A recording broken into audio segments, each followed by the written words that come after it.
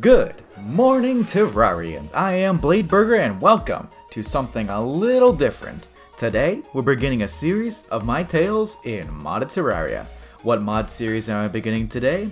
This mod showcase series thing is on the Anarchist mod, version 1.1.1.2. It's a mod I've never seen covered pretty much anywhere, so I thought I'd give it a go. It adds over 1,000 items, multiple new bosses, and introduces a new class, the Dark Artist. Other mods I have alongside this one are Alchemist NPC Light, Fargo's Mutant, Magic Storage, more potions, Winkslot, and a few other smaller quality of life mods.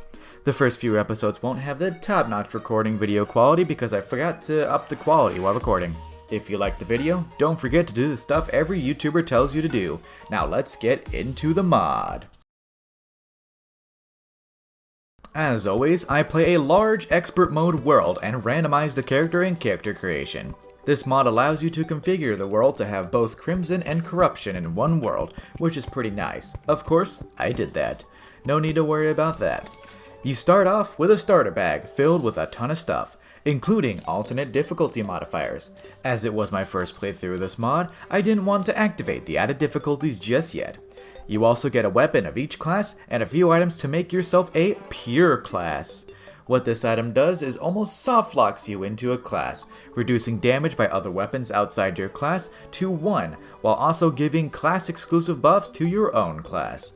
There's one for each class. I decided to choose the Dark Artist class, as it was the modded class. Go figure. This class is very much like a throwing class that every mod does, but with a new twist. A new mana-like system, Arcturum, is added.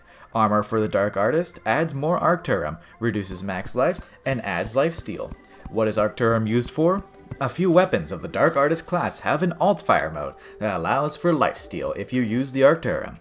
It also is used to place down sentry-like tools.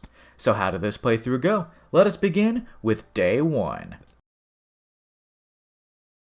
This playthrough begins as any other one does, with a riveting activity of chopping down trees. Fun times. I built a few wooden boxes for the guide and any future NPCs that spawn, and was greeted very quickly with the Fisherman NPC. This NPC sold early game fishing items, so he wasn't of particular use to me as I don't like fishing. When night came, I chose to do the Dark Artist and sold the rest of the tools I now didn't need, activating the item to lock myself in. As I left my tiny wooden boxes to gather some fallen stars, I unfortunately had the first death of the world, caught off guard as I was trying to fight some zombies. Yes, I swear I'm good at this game. Sort of. After the next day came, I added more houses to attract more NPCs. The merchant spawned not long after and brought with him some new modded items. The calendar and parchment were new, and he even sold gems based on the day of the week. I did not know that it changed until later though. A few minutes later, the architect from the Alchemist mod arrived. Since night was about to approach soon again, I decided to gear up a bit and made some wooden armor. Not the flashiest, but it worked. I had found some iron bars on the surface of the world, so I was able to make my first modded weapon, the Iron Athame. It's a throwing knife. Nice. With my new weapon in tow, I waited for day, then set out, opening chests on the surface, slaying slimes, and nearly dying to a cliff. That happens a lot. As I was going, the Demolitionist spawned. I was happy about it, as I used the insta-bridges from the Fargo's Mutant mod quite a lot. It's nice. As I continued on, I discovered the snow biome, and just beyond it was the Crimson. I decided to go home, then explore the right side instead of braving the Crimson. Not too far in, I found a natural cave entrance, so obviously I went spelunking in it. The first chest I found was awful, but the next chest in an underground house held a band of regen. Easily one of my favorite early game items, I slapped it on quicker than you can say hello Terraria enthusiasts. The second house had shoe spikes. Never a fan of those. Continuing on, I noticed a granite elemental out of the corner of my eye. A granite biome was near. Probably down this minecart, yep there it is. I noticed a life crystal, however there was 3 granite golems patrolling around it. No thanks. Moving on, I found my first actual life crystal, not too far from the other one. Yoink!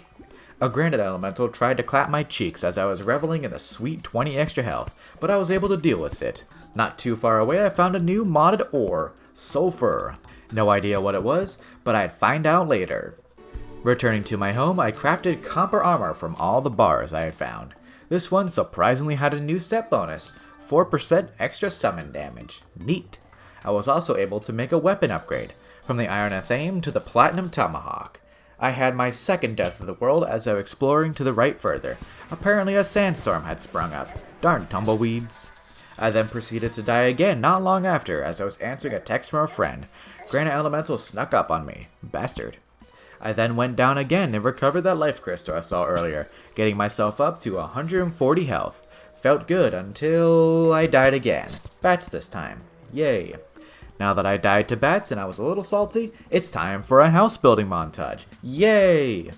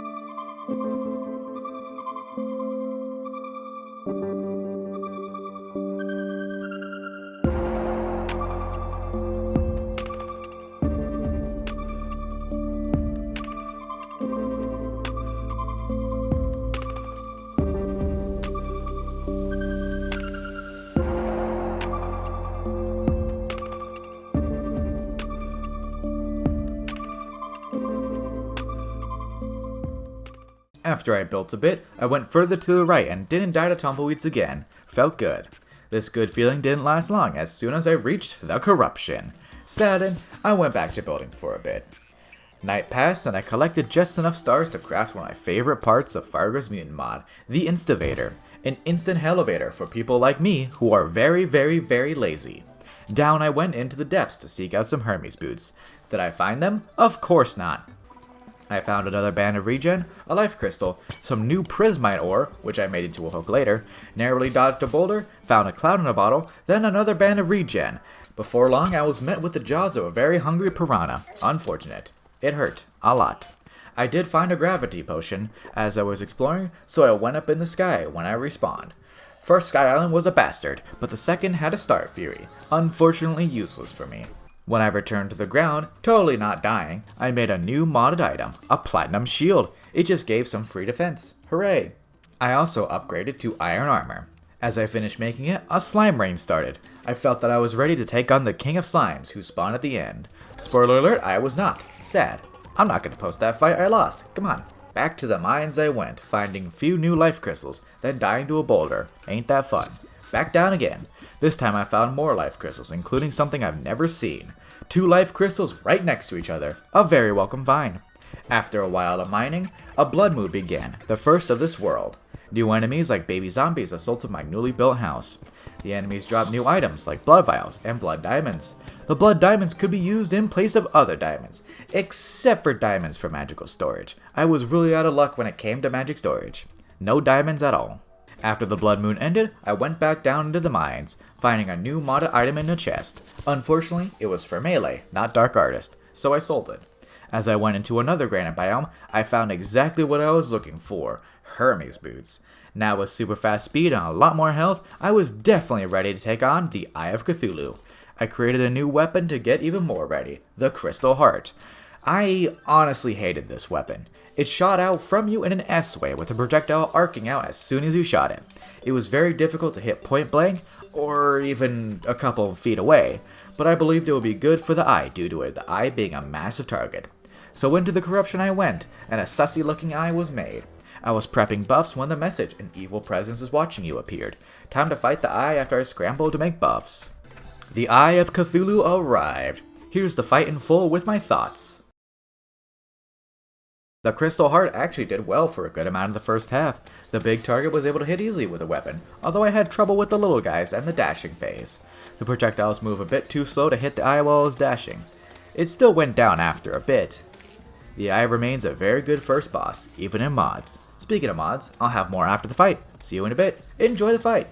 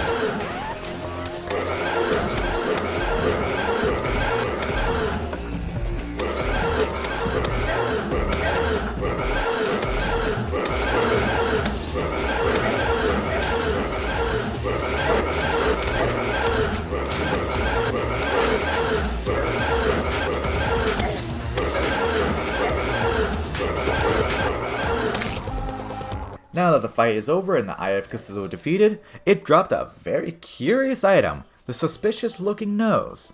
I still had buffs active, so I just summoned the first modded boss, the Nose of Cthulhu. This boss was a genuine treat to fight. Funny sounds and hilarious soundtrack. I'll just let it play. See you after the fight.